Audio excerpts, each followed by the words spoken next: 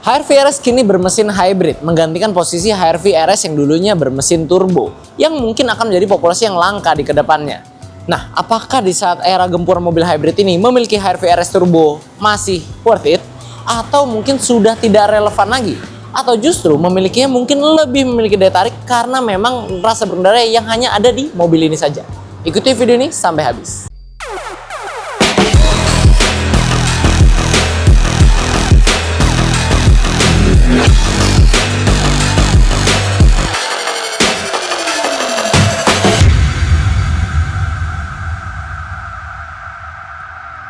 HR-V RS Turbo 2022 ini masih membawa bahasa desain yang tidak jauh berbeda dibandingkan tipe di bawahnya, cuman ada beberapa penambahan.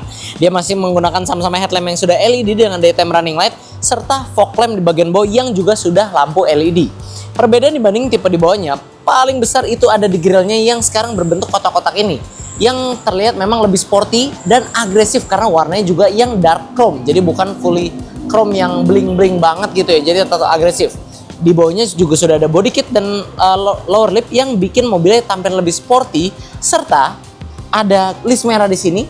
Tapi bukan list merah biasa, kalau kalian perhatikan ada seperti detak jantung di sana yang melambangkan mobil ini yang lebih penuh adrenalin. Bagian samping kita mulai dari velgnya dulu. Dia menggunakan warna velg single tone warna dark gray yang bikin mobil tampil lebih agresif lagi-lagi. Dan ini ukurannya velgnya ukuran 18 inci ya. Ini bannya masih ori bawaan, masih tebal, dan pengeremannya tentunya sudah cakram di 4 roda. Jadi jangan khawatir soal mobil yang performa kencang ini, pengeremannya juga sudah mantap. Apalagi sudah didukung ABS, EBD, dan brake assist juga sudah ada. Nah, untuk yang Prestige RS ini maksudnya ini sudah dilengkapi dengan body kit juga warna hitam dan ada list chrome. Jadi tampilan tetap ada elegan dan ada mewahnya. Walaupun di sini dia spionnya sewarna body dan ada sennya juga di sini. Nah, yang menarik juga dari samping sini adalah di mana dia masih mewariskan ciri khas generasi HR-V generasi pertama, yaitu handle-nya yang dibuat seolah coupe ada di belakang sini. Jadi bukan di sini. Jadi tampilannya seolah hanya ada 2 pintu depan. Dan juga di atasnya sudah ada shark fin antena yang bikin tampilan mobil ini kelihatan sangat sporty seperti mobil-mobil BMW. Kalau di bagian belakang sini masih sama dengan tipe di bawahnya, itu tipe SE, di mana kita sudah menemukan spoiler di sini, defogger kaca belakang, dan lampu belakang yang ikonik. Cuman ini beda warna, dia warna putih. Tidak di varian SE itu warna merah seperti stop lamp pada umumnya, yang menyala dari ujung ke ujung. Jadi ini tampilannya memang udah jadi ikonnya si HR-V generasi terbaru ya. Nah, yang membedakan dibanding tipe di bawahnya selain emblem RS Turbo di sini yang buatnya spesial adalah body kit di sini, permainan chrome di sini yang sama seperti samping, dan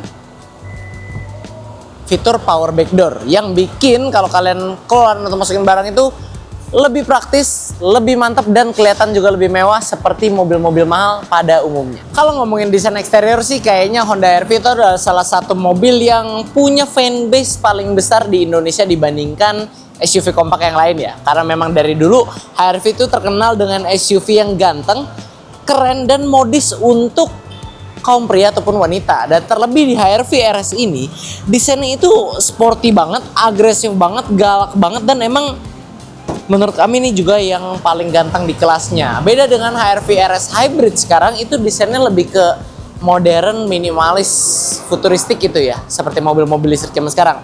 Kalau ini tampilannya lebih agresif, lebih sporty, lebih kaula muda juga, bikin kita yang duduk sini juga memiliki rasa itu jiwanya lebih muda gitu. Dan makanya menurut kami lebih suka ke sini. Tapi balik lagi, yang namanya model tuh memang selera, tidak ada yang salah, tidak ada yang benar. Kalau kalian pilih yang mana, coba tulis di kolom komentar. Masuk ke dalam, kita langsung disambut dengan interior didominasi warna hitam.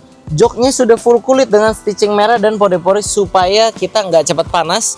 Duduknya juga enak ya, ini kursinya nyaman, ergonomis. Oh iya, dan juga ini headrestnya berbeda bentuk dibanding SE, ini lebih racing dan lebih lebar, tentu jadi sudah lebih mensupport kepala dengan baik.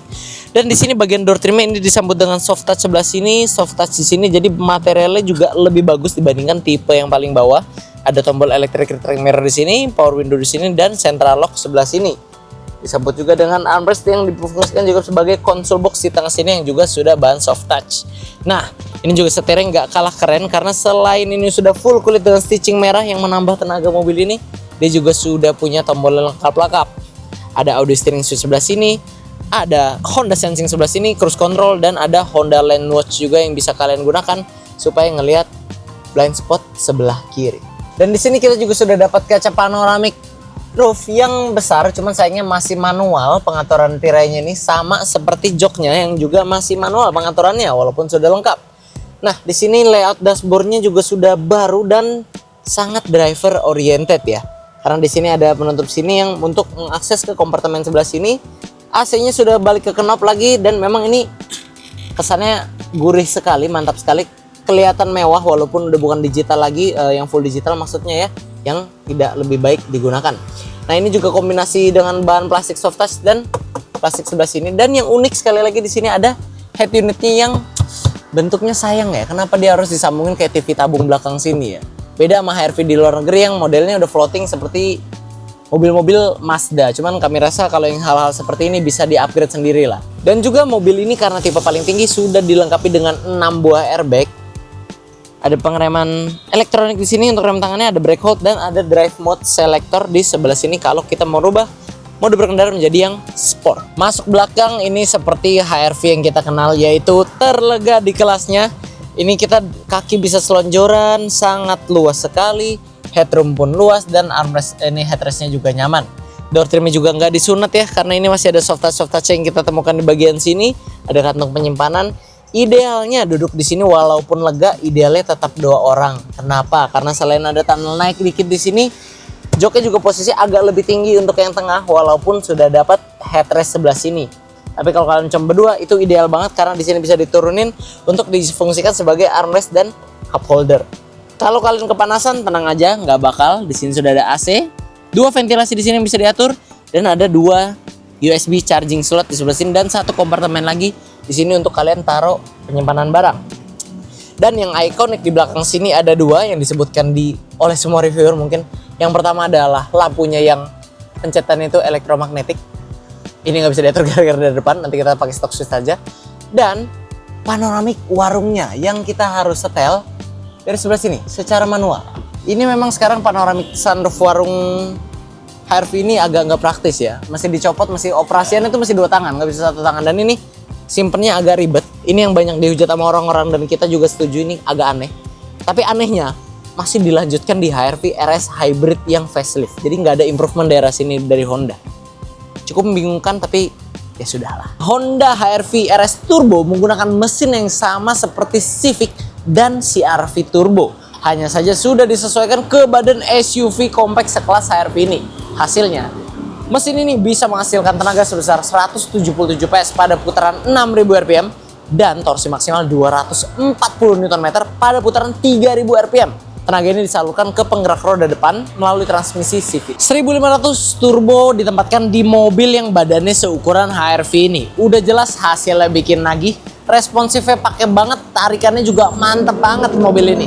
Kami sendiri pernah test drive mobil ini unit yang lain sebelumnya di channel Formula Motor TV dan memang ini adalah salah satu mobil Honda yang paling kenceng di kelasnya dan paling fun to drive buat kalian ajak lari. Tapi jangan salah juga, walaupun ini kenceng dan asik diajak lari, diajak santai juga ini tetaplah HRV nyaman yang kita kenal. Hanya saja ini versinya yang lebih racing. Melihat tren elektrifikasi sekarang di Indonesia, kayaknya nggak asik kalau kita nggak bandingin mobil ini dengan mobil-mobil hybrid yang terbaru. Tapi sebelum kita bandingkan dulu, kita bicara dulu sih HRV RS Turbo. HRV RS Turbo ini datang ke Indonesia bukan ikut-ikutan, tapi dia yang buka jalan. Karena dia adalah mobil turbo pertama yang hadir di kelasnya.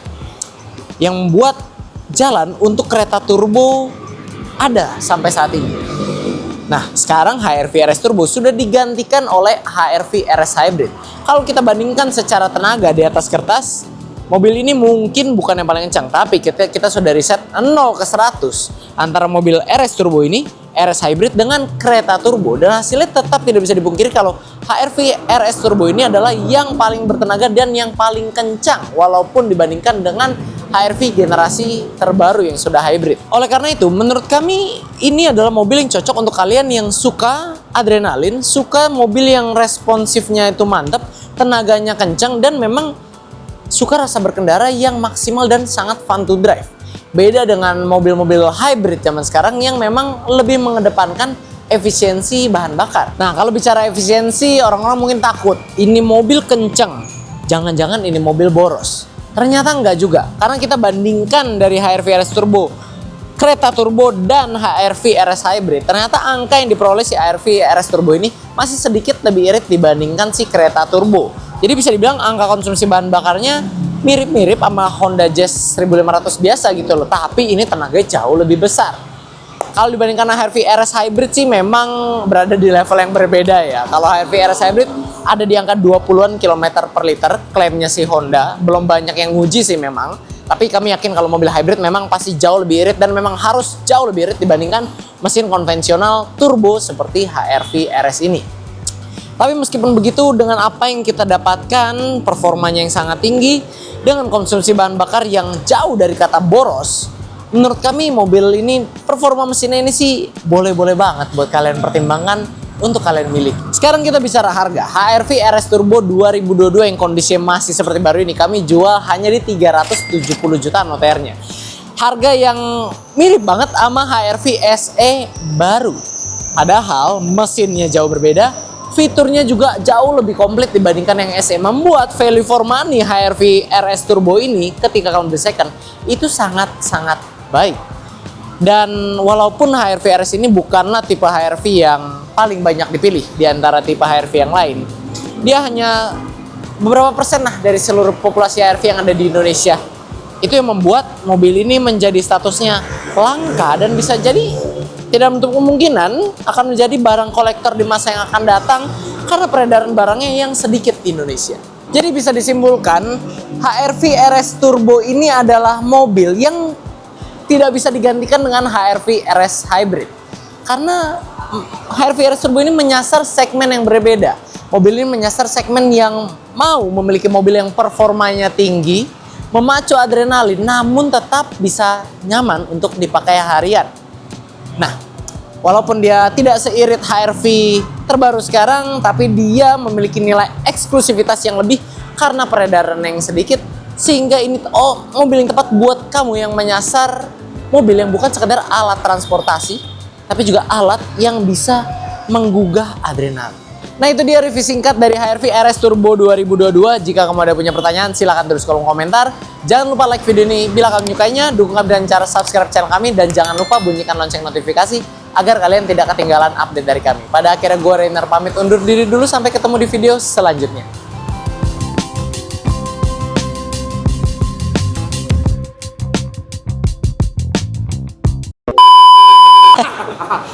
Rekam pak, lihat pak, orang mau kerja digini-giniin pak, lihat, kelihatan kan sekarang direkam kan, ini rekaman, gue download, gue kirim ke bos, gue tadi saya mau tendang, gue kunciin lu di kamar mandi sana. Bay, itu HR-V kalau bisa maju sendiri juga dia maju ngedorong lu, bay.